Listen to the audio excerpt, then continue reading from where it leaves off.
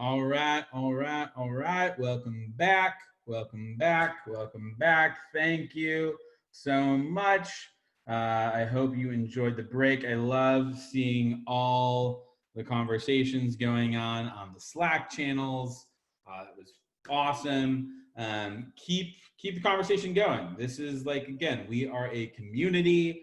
We are a community of people that are trying to create impact in the world and co-create it with those that we are working alongside. So thank you again to Nancy, Salee, and Britt and Trish for kicking us off. I'm super excited to keep this thing going on and to invite up Peter Blair, partner and director over at Vera Solutions. He's going to be talking a little bit about some of the challenges that organizations face when trying to use their data to create feedback loops. And then after Peter, we're going to hear from Andrew Zoli from Planet Labs, who I'm super excited to have join us. So with that, let me stop my share here. And Peter, I think we're going to hand it off to you. Excellent. Thanks so much, Andrew. Hopefully you can all hear me okay from pretty dull DC today. So I'm going to start sharing my screen. I think there's always the fear of kind of death by PowerPoint. So I promise I'll try to keep this fairly interesting for folks as we move through the presentation. But I think one of the big questions that we've been talking about already is just kind of how do we actually take that step and empower decision makers with better feedback? And I think one of the key changes that we need as a community is to really embrace that decision making needs to happen across all parts of organizations, not just kind of in the C-suite. So today I'm going to talk a little bit about that. So I work in an organization called Vera Solutions. We've been working for the last 10 years to empower organizations to use their data more effectively and hopefully try to save themselves some time, money, and headaches and really connect the work that they do with the stakeholders that they work with. But I'm going to start with sort of just one of the big questions, which I think sort of you get when you give these presentations, which is why should I be listening to you? So a bit of my background before I worked at Vera. So I worked in conflict resolution and international election observation in West Africa, Nepal, and the Middle East. So oftentimes we were working in really rural areas with not great access to internet and often with kind of thousands of miles between us and the populations that we were seeking to serve as well. And I think similarly to a lot of the organizations that are dialing in and joining us today, we were working on a lot of tough social problems with often not many resources, and sort of time was often one of the biggest constraints for us as we tried to work with the populations that we were working with. But I think one of the big questions that the organizations we're kind of talking about and working with as an organization are kind of, is what we're doing working? That's just a key question that I think the sector has struggled with for the last 60 years. But what we really see with organizations that we work with, even the largest ones, is that they're not asking the three questions that come before that, which is, are we actually doing what we say we're doing? So as an organization, it's really tough to answer that question of, is it working, if we don't know if we're actually delivering the it that we think we are as an organization. Next up is, are we doing that effectively? So if we know we're doing it, could it be more effective, or could we be engaging in ways that maybe could take our impact a little bit further? And then I think most importantly, kind of what drives us to the feedback loop angle of this presentation is, are we listening to the people who are doing the doing? For a lot of organizations, it's really tough to get that sense of the community that you're serving. So throughout this presentation, I'm just going to talk a little bit about how to do a better job of that. So I guess the big question is, why don't we have that feedback? I think we heard a lot in the kickoff of the keynote today of the desire to do it is very real for organizations and for stakeholders. But I think we're facing a fundamental challenge that we just have to embrace, which is that human brains are lazy. So I think we can kind of assume that Steve Jobs wasn't lazy when he was making his wardrobe choices at Apple. I'm going to talk a little bit about sort of some of the reasons why Steve might have chosen to dress the same way for the last 2 decades. So I think it is worth just recognizing that human brains are primarily created just to continue existing. And to do that, they've developed a lot of different ways of sorting the myriad information that we get faced with every single day. So in the field of behavioral economics, Daniel Kahneman talked a little bit about how the brain works with system 1 and system 2. So system 1 is this idea that we have to kind of present the best options that we have based off a lot of different inputs. So system 1 kind of filter those down to a few different options that we could select between. And then the system 2 in our brain is the part that really makes that executive decision and helps us choose the path forward that we want to take. So I think this is something you see in a lot of really successful people. They really try to limit the number of decisions that they take every day to protect system two for that executive decision making when they really need it. But I think if we think about what that means for feedback within organizations, oftentimes the way in which we're kind of collecting and storing data means we have to take a lot of decisions before we're able to share feedback and kind of close feedback loops across an organization. I think then secondly, Richard Taylor and also Cass Sunstein talked a lot about how we default human beings into the right decisions as well.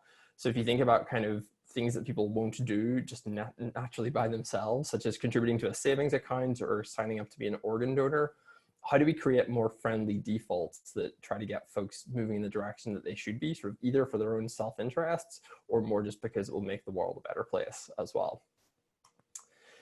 And so I think when we think about feedback, it's very easy to kind of conjure up this quote of the road to hell being paved with good intentions. And so as we go through Good Tech Fest this year, I'd like us to kind of make a slight adjustment and say that the road to bad feedback is paved with good intentions. So I think a lot of us start with the best intentions and really want to create open, inclusive dialogue, both within our organizations, but then also with the stakeholders that we work with.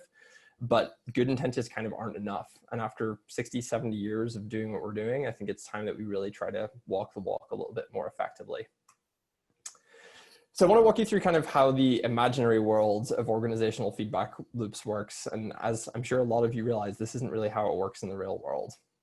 So I think we have this perfect vision where information flows smoothly up from community level stakeholders to our data collection team, and then the M&E team, programs team, and executive team. And then of course, we also have this beautiful flow back downwards where all of the learning that we're generating along the way is getting fed back across all levels, and everybody just feels really included. But the problem with that is that it really ignores some of the obvious realities of organizations working in the fields that we work in.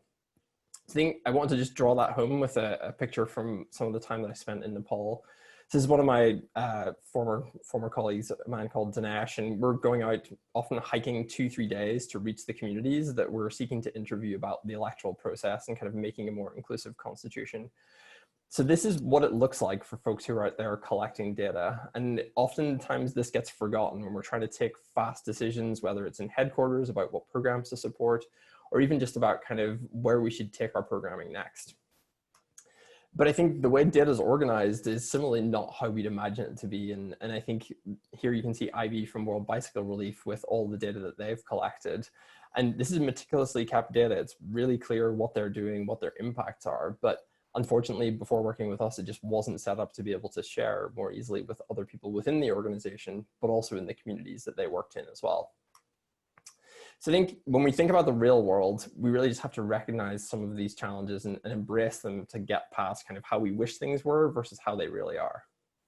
So I think first of all, we've just got to recognize that feedback doesn't happen reliably, and it also doesn't happen by itself. We take conscious choice to give feedback across an organization and make sure that when we use the data that someone has collected in a rural area, we tell them what it's used for, but that doesn't just happen unless we make the intent to make it so.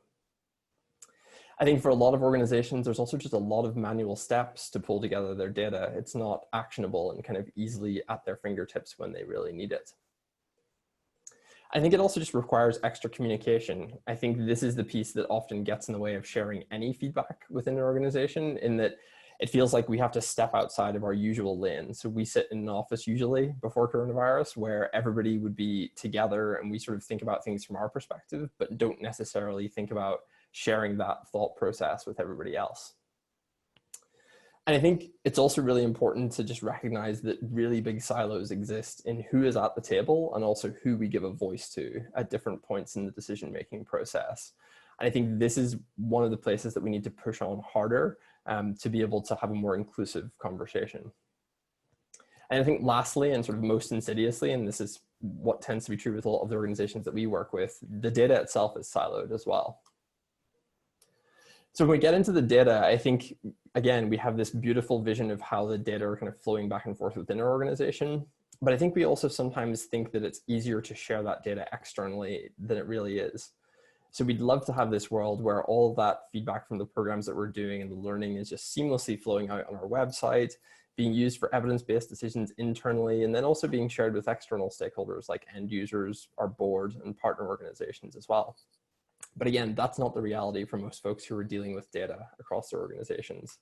The reality looks a lot more like this, where we're kind of often really struggling to get the data that we need because either somebody's got it trapped in their laptop and that data is being held hostage, or as we like to call it, dead data, or they're just struggling with the systems that they have, whether their computer's not working properly because they're in a super hot environment that's dusty, or just Excel has decided to not work in the way that we want it to as well.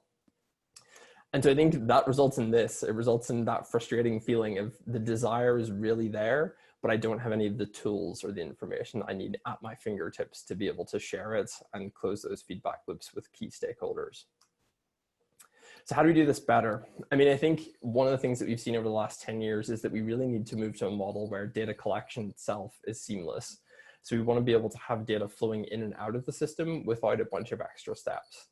We want to see reporting that's automatic and available to everybody across the organization. So again, if you think about how do we create a default where people see things and we don't have to take extra steps. I think lastly, we just want to try to leverage automation. So technology is pretty bad at taking decisions, but it's pretty good at doing things automatically that we might forget to do. So I want to spend a couple of minutes just talking about one of the organizations that we worked with, which is an organization called the BOMA Project, who are based in rural Kenya. They support small businesses and saving groups with mentors and investment so they can go out and serve their communities and sort of empower the most poor in their societies. And so before they worked with Vera Solutions, all of their data was stored on paper, and they really struggled to get those actionable insights. So I want to give one really concrete example of kind of what they can do now versus what they could do before. So they started using an offline data collection tool called TowerWorks to be able to collect the information when their mentors would go out and meet with small business holders. So here you can see they started to get some worrying information coming back where it looked like one of their mentors wasn't actually visiting all the businesses that they were supposed to be visiting. They were just kind of collecting data from their own house, actually, in this case. Before, this would have taken weeks for them to get this insight. They would have had to kind of collect the paper, collate it, send it back to Nairobi, and only after a few weeks would they realize that the mentor wasn't providing the services they were supposed to provide. But now, with more actionable data, they were able to quickly replace that mentor and then see an immediate night and day change between the data. So now the mentor was going out, meeting all the businesses in their locations, but also providing the training to be able to empower those entrepreneurs to support themselves more effectively as well. And I think it's really about kind of creating those systems where the guesswork is taken out of it. So everything in their process, as well as their data systems, was geared towards closing feedback loops. So they set up really easy to use pre-formatted forms that were loaded onto their tablets and laptops. They set up a really clear human process cadence where they were syncing all of their data in the evening.